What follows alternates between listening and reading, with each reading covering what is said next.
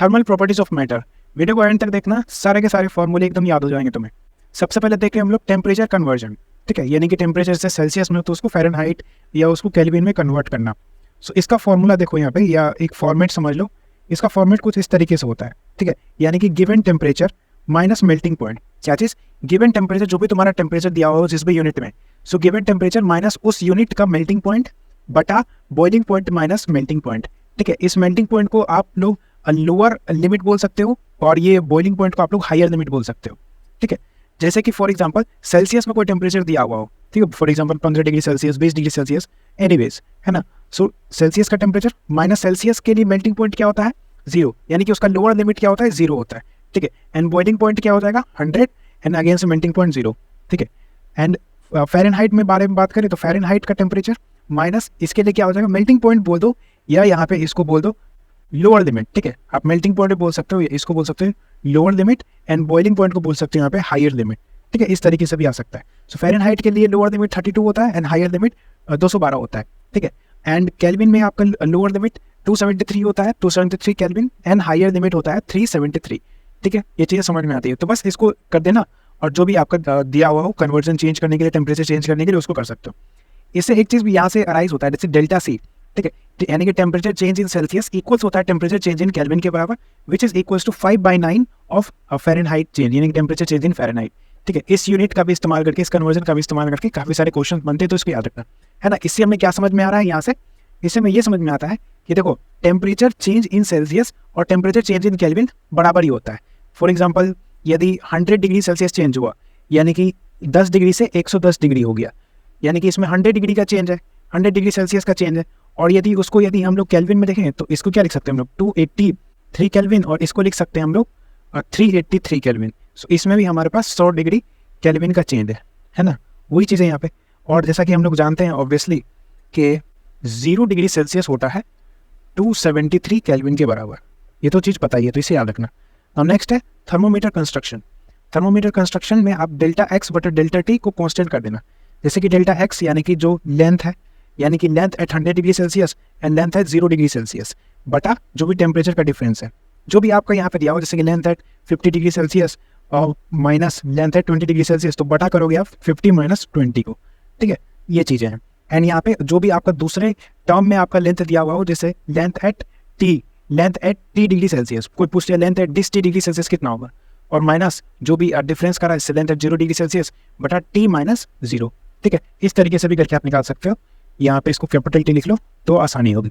समझ में गया थर्मोमीटर कंस्ट्रक्शन? बस इसको इक्वेट कर देना, that is delta x by delta T equals constant को, ठीक है। और इससे आप रेसिस्टेंस वाला भी निकाल सकते हो, for example delta R by delta T constant, ठीक है। ऐसे भी करके भी निकाला जा सकता है ना। Delta P pressure by delta T equals constant, इस तरीके से भी क्वेश्चन आ सकता है, पर ज़्यादातर क्वेश्चन इसी से आते हैं। नाउ थर्मल एक्सपेंशन के बारे में बात करें, सो देखो जैसे ही टेम्परेचर इंक्रीज होता है, जो इंटरमोलिकुलर फोर्सेस है वो डिक्रीज हो जाता है, ठीक है। And intermolecular distance, forces decrease होगा तो देयरफॉर डिस्टेंस इंक्रीज होगा, देयरफॉर हम लोग कह सकते हैं कि एक्सपेंशन होता है। सो टेम्परेचर इंक्रीज होगा तो एक्सपेंशन का केस हमें देखने को मिलता है। फॉर एग्जाम्पल यहाँ पे देखो, यहाँ पे ये 2 एनुलर डिस्क टाइप है, ठीक है। यहाँ पे ये एनुलर डिस्क टाइप है, इसमें टेम्परेचर इंक्रीज हुआ तो दोनों ही, इसके जो स्मॉल आर रेडियस था वो भी इंक्रीज होगा, यहाँ पे देखो ये स्मॉल आर रेडियस है वो भी इंक्रीज होगा, और जो कैपिटल आर रेडियस है ये वाला, ये भी इंक्रीज हो रहा होगा, ठीक है। So both small R and capital R both increase. इसमें देखो, इसमें जैसे इस तरीके का है, इसमें अगर इंक्रीज करेंगे टेम्परेचर को, तो टेम्परेचर इंक्रीज करने से ये एल लेंथ इंक्रीज होगा, ये रेडियस भी इंक्रीज होगा, और ये ए भी इंक्रीज होगा, ठीक है। सब कुछ यहाँ पे इंक्रीज देखने को मिलेगा।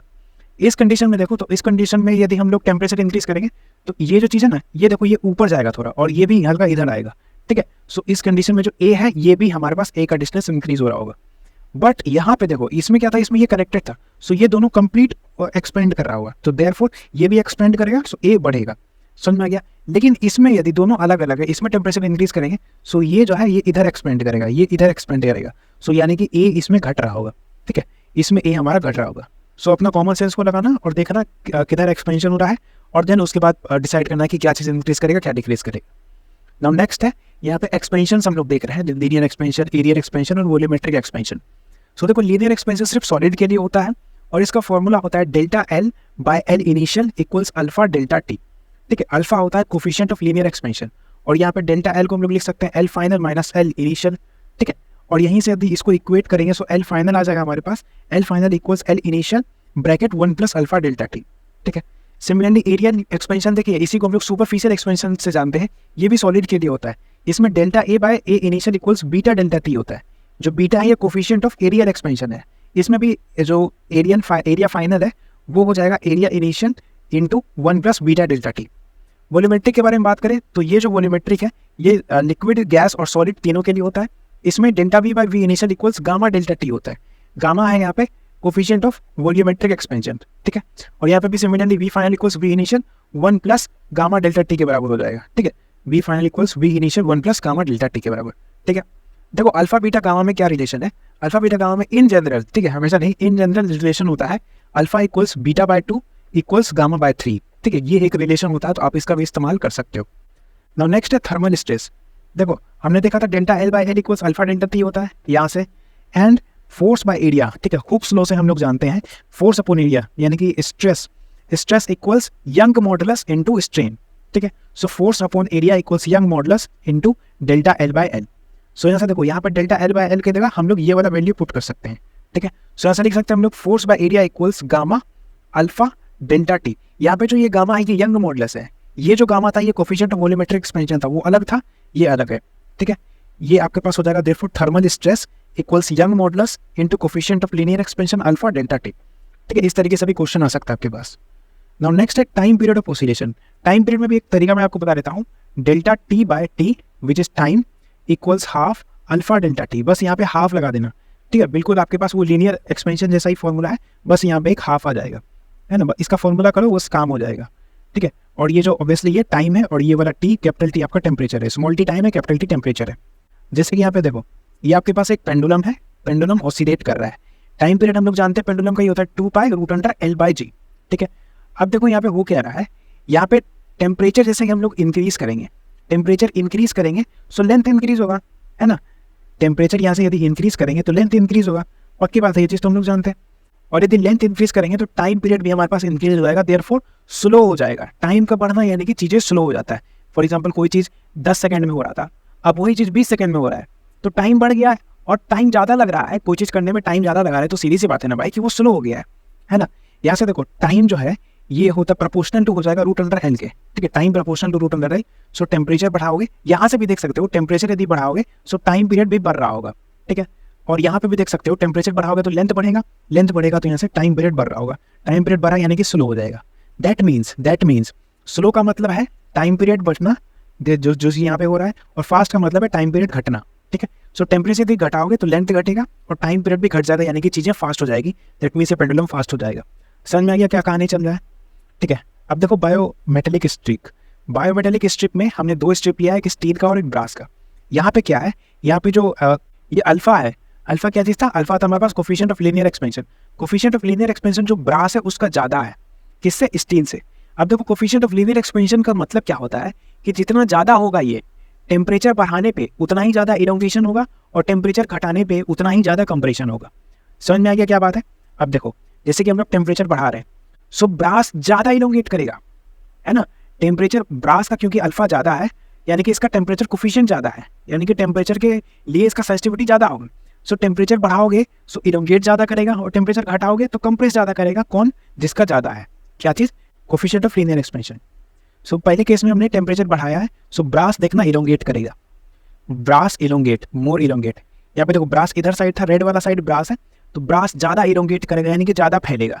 और यदि ब्रास ज़्यादा फैलेगा, ये वाला पोर्शन ज़्यादा फैलेगा तो इसको ये इधर धक्का दे देगा ना। ऑब्वियसली स्टील कम फैल रहा है, ब्रास ज़्यादा फैल रहा है, तो इस तरफ धक्का दे देगा यानी कि इस तरफ ये मुड़ जाएगा, है ना।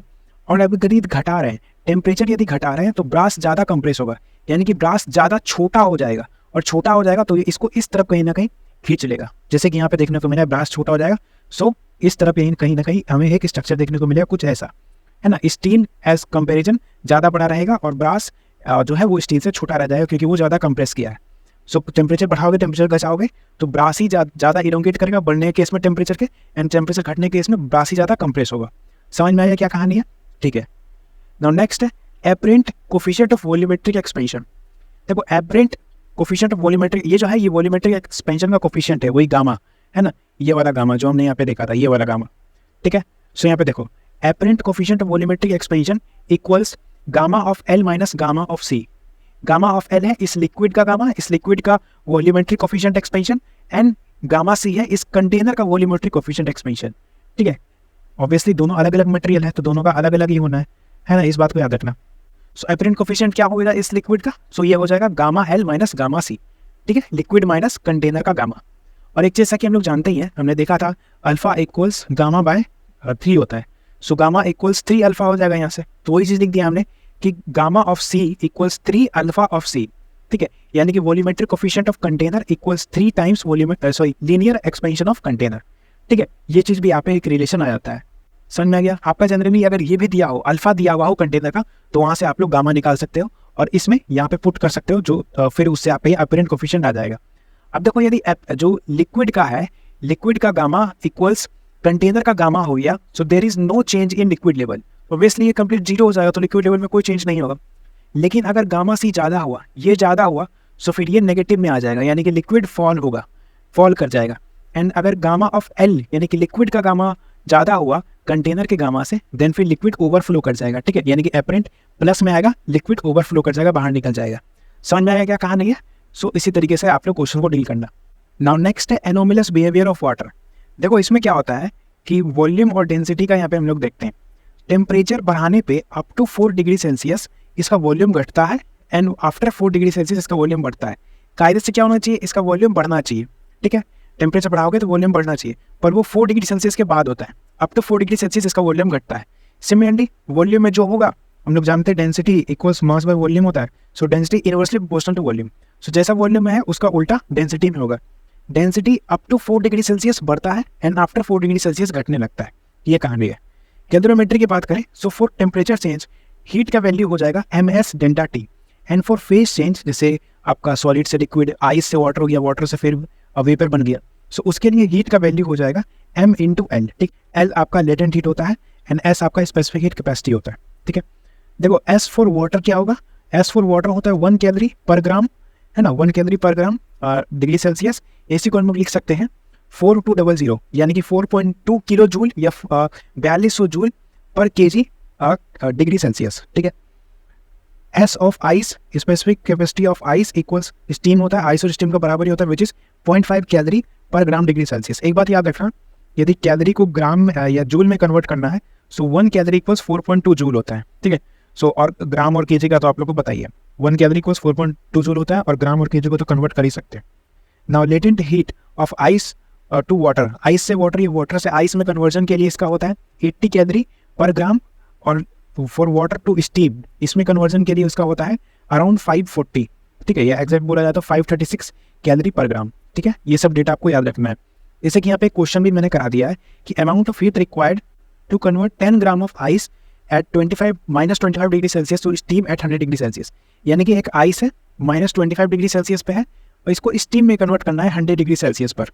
ठीक है, इसको कैसे कन्वर्ट करेंगे, सो देखो सबसे पहले हमें आइस को 0 डिग्री पे कन्वर्ट करना पड़ेगा, है ना। तो इसके लिए हमें टेम्परेचर चेंज करना है, सो यहाँ पे ms डेल्टा टी करेंगे। सो m हमारे पास कितना है, 10 ग्राम है यहाँ पे, सो 10, s होता है आइस के लिए हाफ। ठीक है, और टेम्परेचर है 25, सो ये आ जाएगा हमारे पास 125 कैलोरी। ठीक है, नाउ अब हमें आइस से वाटर में कन्वर्ट करना है, यानी कि फेज चेंज करना है, इसमें टेम्परेचर सेम रहता है। सो यहाँ पे ml आ जाएगा, मास है 10 ग्राम और l हो जाएगा आइस वाटर के लिए 80, सो देयरफॉर 800 कैलोरी हो जाएगा। अब वाटर से वाटर में जा रहे हैं हम लोग, टेम्परेचर चेंज करें, यानी कि 100 डिग्री सेल्सियस पे जाना है हमको, यानी कि ms डेल्टा टी करेंगे। सो अब वाटर के लिए s होता है 1 और मास टू वेलोसिटी 10 ग्राम है, टेम्परेचर हो जाएगा 100, सो ये हो गया 1000 कैलोरी। अब फिर हम लोग 100 डिग्री सेल्सियस से 100 डिग्री सेल्सियस पे ही जा रहे हैं, पर यहाँ से वाटर में स्टीम का कन्वर्जन हो रहा है। सो यहाँ पे आ जाएगा ml, यानी कि फेज चेंज हो रहा है। सो मास तो 10 ग्राम ही और l हो जाएगा इसके लिए around 540, so this is 5400 calorie. ठीक है, यहाँ पे चाहो तो कैलोरी लिख दो। सो देयरफॉर Q टोटल कितना हो जाएगा, Q टोटल हो जाएगा total heat that is 7325 calorie. इसको सबको ऐड करोगे इन सबको तो 7325 कैलोरी यहाँ से देखने को मिलेगा। एंड ऑब्वियसली जैसे जैसे हम लोग आगे जाते जाएंगे, ऑब्वियसली हीट बढ़ते जाएगा, या कहीं भी कुछ अदर चेंजेस हो तो उसको आप लोग डायरेक्ट वैल्यू से कंपेयर कर सकते हो। जैसे कि यहाँ पे देखो Q4 सबसे ज़्यादा है, देन उसके बाद Q3 आएगा, देन फिर Q2 है, देन फिर Q1 है। ठीक है, ऐसा भी आपसे कंपेरिजन पूछा जा सकता है कि हाँ किस जगह पे आपका हीट ज़्यादा रहेगा। ठीक है, सो वहाँ से आप लोग उसको निकाल के कंपेयर कर सकते हो। देखो एक चीज़ आता है ये वाला ग्राफ जो कि बहुत ही इंपॉर्टेंट है। जैसे कि यहाँ पे देखो इसी को हम लोग देख रहे हैं। सो -25 डिग्री सेल्सियस पे आइस था, उसके बाद हमने टेम्परेचर चेंज किया, टेम्परेचर हमने बढ़ाया और हम लोग 0 डिग्री सेल्सियस पे आए, 0 डिग्री सेल्सियस ऑफ आइस पे आए। उसके बाद फिर हमने वाटर में चेंज किया, यानी कि फेज चेंज हो रहा है, टेम्परेचर सेम हो रहा है, ठीक है। अब उसके बाद फिर वाटर है, वाटर 0 डिग्री सेल्सियस पे है, फिर वाटर पे हम लोग 100 डिग्री सेल्सियस पे गए, ठीक है। यहाँ पे कंप्लीट वाटर ही है। अब वाटर से स्टीम में जा रहे हैं, यानी कि टेम्परेचर सेम है, फेज चेंज हो रहा है, ठीक है। अब स्टीम है यहाँ पे हम लोग, स्टीम है 100 डिग्री सेल्सियस पे, ठीक है। अब स्टीम पे भी हम लोग आगे जा सकते हैं 100 डिग्री सेल्सियस से 200 300 जहाँ पे भी जाना है। सो वही यहाँ पे ये स्लोप चलता है। टेम्परेचर चेंज करोगे तो ऊपर स्लोप जाएगा ऑब्वियसली, और फेज चेंज करोगे तो इस तरीके का जो है पैरेलल स्लोप रहेगा। स्लोप का याद रखना, स्लोप यहाँ पे जो है वो इनवर्सली प्रोपोर्शनल होगा स्पेसिफिक हीट कैपेसिटी के, यानी कि जितना ज़्यादा आपका स्पेसिफिक हीट कैपेसिटी उतना कम स्लोप, ठीक है। यानी कि स्लोप उतना ज़्यादा लेटा रहेगा, और जितना कम स्पेसिफिक हीट कैपेसिटी जो स्लोप है उतना ज़्यादा रहेगा, वो स्लोप उतना खड़ा होगा, ठीक है। स्लोप ज़्यादा कम मतलब समझते हो ना, स्लोप कम मतलब ऐसे सोया हुआ रहेगा, और स्लोप ज़्यादा मतलब इस तरीके से खड़ा रहेगा। जैसा कि हम लोग जानते हैं स्पेसिफिक कैपेसिटी ऑफ वाटर ज़्यादा होता है आइस से, so therefore specific capacity for CD क्या, CD ऑफ वाटर है, ये कम हो जाएगा। अब इसका जो स्पेसिफिक कैपेसिटी ऑफ वाटर है ये ज़्यादा है, तो ऑब्वियसली स्लोप इसका कम हो जाएगा, और ये AB और EF इसका स्लोप हमें कहीं ना कहीं ज़्यादा देखने को मिलेगा, ठीक है। नाउ नेक्स्ट है टेम्परेचर मिक्सचर। इसमें कंजर्वेशन ऑफ एनर्जी रहता है, ठीक है, इस चीज़ पे याद रखना। अब जैसे कि यहाँ पे दो है, यहाँ पे पार्टिकल्स, ये दोनों मिल रहे हैं आपस में, दोनों मिलकर नया बना रहे हैं, तो इसमें टेम्परेचर मिक्सचर आएगा। सो इसमें क्या था, इसमें मास M1 था, इसमें M2 था, ठीक है। और यहाँ पे भी दोनों मिलकर यहाँ पे कंप्लीट मास M1 + M2 रहेगा, है ना। यहाँ पे S1 है, S2 है, और टेम्परेचर T1 है इसका, और इसका टेम्परेचर T2 है। यहाँ पे टेम्परेचर मिक्स हो रहा है। सो T मिक्स का फॉर्मूला हो जाएगा M1S1T1 + M2S2T2 divided by M1S1 + M2S2, ठीक है। यहाँ से यूनिट्स भी सेटिस्फाई हो रहा है, डायमेंशनली भी ये करेक्ट है, ठीक है। तो ऐसे करके आप लोग इसको याद कर सकते हो। वापस बता देता हूँ, T मिक्स का फॉर्मूला हो जाएगा M1S1T1 + M2S2T2 bye M1S1 + M2S2, ठीक है। नाउ नेक्स्ट है हीट ट्रांसफर। तो हीट ट्रांसफर 3 तरीके से कर सकते हैं, by radiation, by conduction, by convection. अब देखो इस डायग्राम को अच्छे से समझो, सबसे पहले इसको समझ लो, उसके बाद बाकी चीज़ें जो है वो तो आराम से समझ में आ ही जाएगी। सो देखो यहाँ पे कंडक्शन में क्या देखने को मिल रहा है, A से B तक कंडक्शन हो रहा है। यहाँ पे देखो कई सारे मीडियम्स आ गए हैं, यानी कि कंडक्शन में मीडियम का रिक्वायरमेंट होता है, और एक से ज़्यादा मीडियम यहाँ पे प्रेजेंट है। देयरफॉर जितना ज़्यादा मीडियम रहेगा उतना ज़्यादा स्लो प्रोसेस हो जाता है वो, ठीक है। सबसे पहले यहाँ से हीट यहाँ पे जाएगा, उसके बाद यहाँ पे जाएगा, फिर यहाँ पे जाएगा, फिर जाके B पे पहुँचेगा। सो इस तरीके से होता है कंडक्शन। कन्वेक्शन में क्या हो रहा है, बहुत कम मीडियम है इसमें, यानी कि कन्वेक्शन में मीडियम का रिक्वायरमेंट है, लेकिन इसमें कम मीडियम है, तो देयरफॉर ये कंपैरेटिवली कंडक्शन से फास्ट होगा। रेडिएशन क्या है, रेडिएशन में किसी भी मीडियम का कोई रिक्वायरमेंट ही नहीं है, सो ये सबसे फास्टेस्ट होगा। देखो कंडक्शन में मीडियम का रिक्वायरमेंट है, जैसा कि हमने देखा, स्लो प्रोसेस है, ये सॉलिड्स में होता है, ठीक है। इसमें जो हीट है ये हॉट रीजन से कोल्ड रीजन की तरफ जाता है, और ये जिगजैग पाथवे फॉलो करता है, ठीक है, इस तरीके से।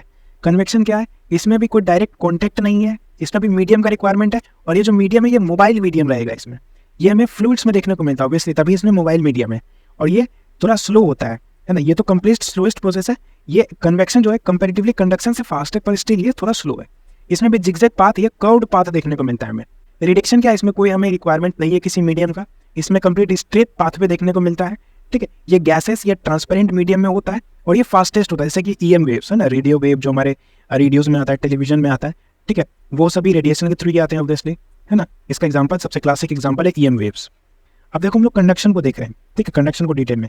यहाँ पे ये है, इधर वाला टेम्परेचर T1 है और इधर वाला टेम्परेचर T2 है, ठीक है। ये मान लो एक रॉड है, T1 ज़्यादा है और T2 कम है, सो टेम्परेचर ऑब्वियसली इधर से इधर फ्लो कर रहा होगा, है ना। टेम्परेचर ये कह सकते हैं हीट इधर से इधर जा रहा होगा, है ना। टेम्परेचर तो फ्लो नहीं करता है, हीट जाता है। सो देखो रेट ऑफ हीट फ्लो, जो रेट ऑफ हीट फ्लो है यहाँ पे, जो हीट जा रहा होगा उसको हम लोग बोलते हैं H से डिनोट करते हैं, जिसको बोलते हैं हीट करेंट, ठीक है। dQ/dt होता है rate of heat flow, which is called heat current. और हीट करेंट का फॉर्मूला होता है K ΔT A/L। जो भी इसका K रहेगा, K क्या होता है, thermal conductivity of that medium या मटेरियल, और ये मटेरियल डिपेंडेंट होता है आपका थर्मल कंडक्टिविटी, ठीक है। और कि ΔT जो भी इस टेम्परेचर का डिफरेंस होगा, A क्रॉस सेक्शन एरिया, और लेंथ जो भी इसका लेंथ रहेगा, ठीक है। So heat current equals K ΔT A/L, बहुत इंपॉर्टेंट फॉर्मूला से याद रखना। और K का यहाँ से आप लोग डायमेंशन में निकाल सकते हो, ये आ जाएगा ML/T-3 θ-1, ठीक है। थीटा किसका डायमेंशन होता है, ये होता है टेम्परेचर का डायमेंशन, ठीक है। यहाँ से सिंपल से आप लोग डायमेंशन निकाल सकते हो इस K का। देखो H हमने देखा, heat current equals K ΔT A/L। अब क्या ΔT को ऊपर रहने दो और L के नीचे A और K लिख दो, ठीक है। सो H इक्वल्स हो जाएगा ΔT L/K। अब I इक्वल्स VR से इसको कंपेरिजन करें, सो ये I हो जाएगा, I से कंपेयर करेंगे तो इसे I करंट है, तो ये भी हीट करंट है। ΔT को इससे कंपेयर कर लो आपका पोटेंशियल से, सो देयरफॉर रेसिस्टेंस आ गया यहाँ पे ये वाला। सो थर्मल रेसिस्टेंस का वैल्यू क्या हो जाएगा, थर्मल रेसिस्टेंस का यहाँ से वैल्यू हो जाएगा L डिवाइडेड बाई के। ठीक है, ये आपका थर्मल रेसिस्टेंस का वैल्यू हो जाएगा, इसको गलती से भूल मत जाना, ये भी इंपॉर्टेंट है। नाउ नेक्स्ट है series combination and parallel combination, और इसमें भी यहाँ पे कंडक्शन चल रहा है। सो सीरीज कॉम्बिनेशन कुछ इस तरीके का है, यहाँ पे इसका K1 है, K2 है, इधर T1 है, इधर T2 है, इसका लेंथ L1 है, L2 है, और दोनों का क्रॉस सेक्शन एरिया हमने यहाँ पे सेम रखा है। अब सीरीज में क्या होता है, सीरीज में होता है यहाँ पे जो हीट है वो सेम होता है। ठीक है, सीरीज में यहाँ पे जो करंट है, सॉरी हीट करंट यहाँ पे ये सेम है, और यहाँ पे रेसिस्टेंस सिंपल सा R equivalent equals R1 plus R2 होगा, और R का वैल्यू यहाँ पे ऑब्वियसली L बटा KA होता है। सो R को हम लोग लिख सकते हैं यहाँ से L1 plus L2, R equivalent complete के लिए क्या हो जाएगा L1 plus L2 divided by K equivalent. हमें यहाँ पे जनरली K इक्विवेलेंट ही पता करना है कि दोनों का K इक्विवेलेंट कितना होगा। सो L1 plus L2 divided by K equivalent हो जाएगा R1 के लिए L1 by K1 plus R2 के लिए L2 बाई K2। ए कहाँ गया, ए सब में कट गया क्योंकि क्रॉस सेक्शन एरिया सेम है। ठीक है, और R इक्विवेलेंट यहाँ से हम लोग इस तरीके से भी लिख सकते हैं ऑब्वियसली, इस वाले फॉर्मूला का इस्तेमाल करके H इक्वल्स क्या था delta T by R। So R equals लिख सकते हैं हम लोग डेल्टा T बटा H। ठीक है, वही चीज़ मैंने यहाँ पे लिखा है, ज़्यादा कुछ नहीं लिखा है। और देखो टेम्परेचर मिड है, ये मिड पॉइंट का टेम्परेचर यदि निकालना है तो वो निकाल सकते हैं हम लोग T1 by R1 plus T2 by R2 बटा 1/R1 प्लस 1/R2। इस तरीके से हम लोग वो चीज़ निकाल सकते हैं, या इसको इस तरीके से भी लिख सकते हैं, दैट इज K1A1 है ना, K1A1 T1 by L1 plus K2A2 T2 by L2 divided by K1A1 by L1 plus K2A2 by L2। ठीक है, इस तरीके से भी इसको लिख सकते हैं। अब देखो यहाँ पे भी इसमें वैसा ही है, टी मीड यदि निकालना रहे, यहाँ पे K1 K2 K3 दिया हुआ है, सबका क्रॉस सेक्शन एरिया सेम है। सो इसमें सिंपल सा हो जाएगा यहाँ पे K1 T1 plus K2 T2 plus K2 T3 divided by K1 plus K2 plus K3। इस तरीके से यहाँ पे इस मिड का टेम्परेचर निकाल सकते हैं। ठीक है, और इससे क्वेश्चन आया हुआ भी एक बार। देखो पैरेलल कॉम्बिनेशन में क्या है, इधर टेम्परेचर T1 है, इधर टेम्परेचर T2 है, इसमें लेंथ सेम है दोनों का। ठीक है, और क्रॉस सेक्शन एरिया अलग अलग है। इसमें पैरेलल में हीट अलग होता है, ठीक है, हीट करंट अलग होता है। सो देयरफॉर हम लोग H नेट इक्वल्स लिख सकते हैं H1 plus H2। H net क्या हो जाएगा, K equivalent delta T total cross section area A1 plus A2 divided by L। ठीक है, H का वैल्यू हम लोग जानते हैं, H equals K delta T A by L होता है, और H1 हो जाएगा K1 delta T A1 by L plus ये H2 हो जाएगा K2 delta T A2 by L। ठीक है, so delta T by L delta T by L cut जाएगा।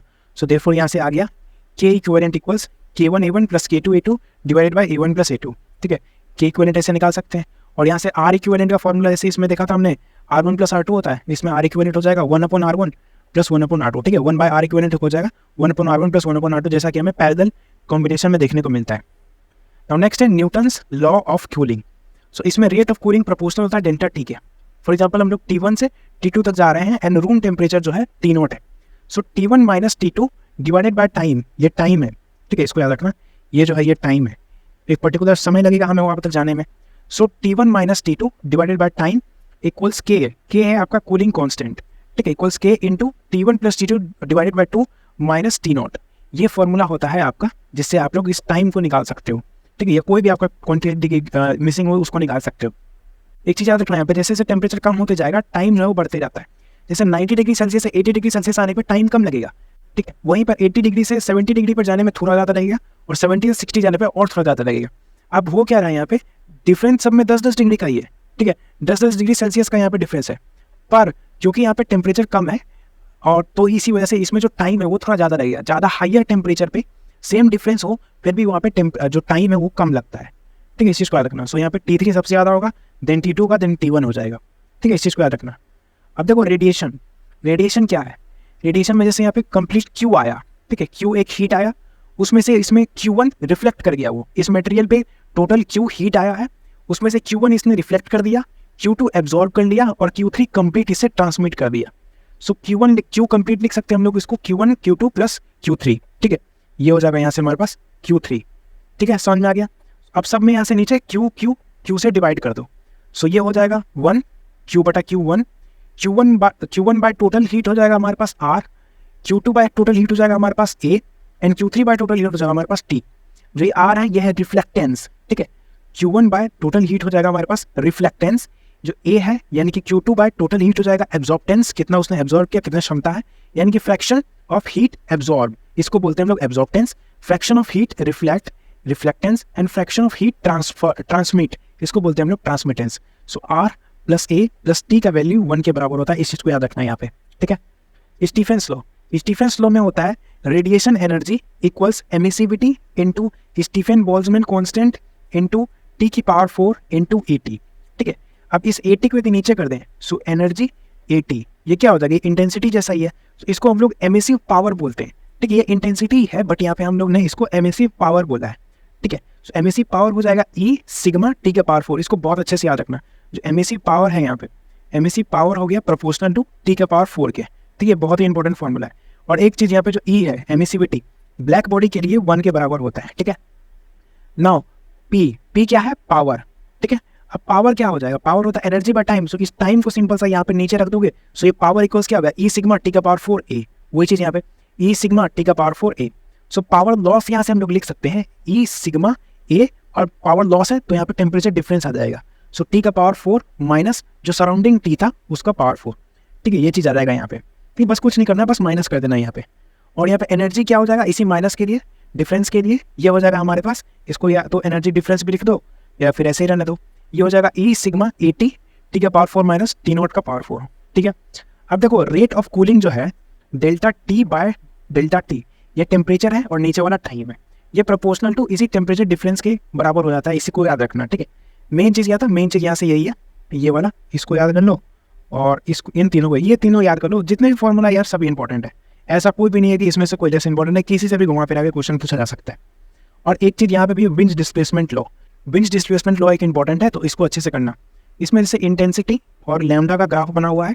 ठीक है, जैसे कि यहाँ पे 2 ग्राफ बने हुए हैं यहाँ पे, इसका जो ग्राफ का जो है ये टेम्परेचर देता है, सो रेड वाला T2 टेम्परेचर है और ग्रीन वाला T1 टेम्परेचर है।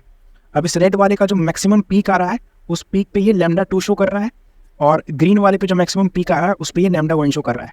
अब यहाँ से क्या देखने को मिल रहा है, यहाँ से देखने को मिल रहा है कि जो लैम्डा 2 है वो ज़्यादा है लैम्डा 1 से। ठीक है, ये चीज़ देखने को मिल रहा है। इस पर भी क्वेश्चन बनते हैं। ठीक है, कैसे बनते हैं वो यहाँ पे इस तरीके से बन सकते हैं, जैसे लैम्डा जो है वो इन्वर्सली प्रोपोर्शनल होता है टेम्परेचर के। ठीक है, इस चीज़ को याद रखना। इसमें क्या है, लैम्डा इन्वर्सली प्रोपोर्शनल टेम्परेचर होगा, और प्रोपोर्शनलिटी तोड़ने के लिए यहाँ पे विंज कांस्टेंट आ जाएगा which is B. So lambda equals B by T. ठीक है, इसको बहुत अच्छे तरीके से याद रखना। आपसे मान लो टेम्परेचर भी पूछ लिया जाए, किसका टेम्परेचर ज़्यादा है किसका टेम्परेचर कम है, तो आप इससे कंपेयर करके टेम्परेचर को भी यहाँ से रिलेट कर सकते हो। ठीक है, इसको मैं फिलहाल यहाँ से हटा देता हूँ, है ना। और ये इसका जो ग्राफ है, इसका जो ग्राफ है वो प्रोपोर्शनल होता है टी का पावर 4 के। ठीक है, इस चीज़ को याद रखना। विंज डिस्प्लेसमेंट लॉ में जो इंटेंसिटी और लैम्डा ग्राफ है ये प्रोपोर्शनल होता है टी का पावर 4 के, और यहाँ पे जो ये लैम्डा है ये इन्वर्सली प्रोपोर्शनल होगा टी के। ठीक है, और इसको तोड़ने के लिए ऑब्वियसली बिंज कांस्टेंट आ जाएगा, so therefore lambda equals B by T. ये बहुत ही इंपॉर्टेंट है, इससे इसको रिलेट करके इस पे क्वेश्चन बनाए जा सकते हैं। ठीक है, तो अच्छे से याद रखना, कभी भी कोई क्वेश्चन आता है तो उसमें कंफ्यूज नहीं होना है। ठीक है, ठंडे दिमाग से करोगे तो इसको और इसमें कुछ भी रिलेट करके क्वेश्चन बन जाए तो उसको आसानी से कर ले जाओगे। ठीक है गाइस, ये था इस चैप्टर में। उम्मीद करता हूँ आप लोगों को ये चैप्टर पसंद आ गया होगा। नोट्स आपको मेरे टेलीग्राम चैनल पे मिल जाएंगे एज यूजुअल, लिंक डिस्क्रिप्शन में दिया होगा। वीडियो को लाइक जरूर कर देना, बिना लाइक किए मत जाना, एंड चैनल पर नए हो तो सब्सक्राइब कर दो।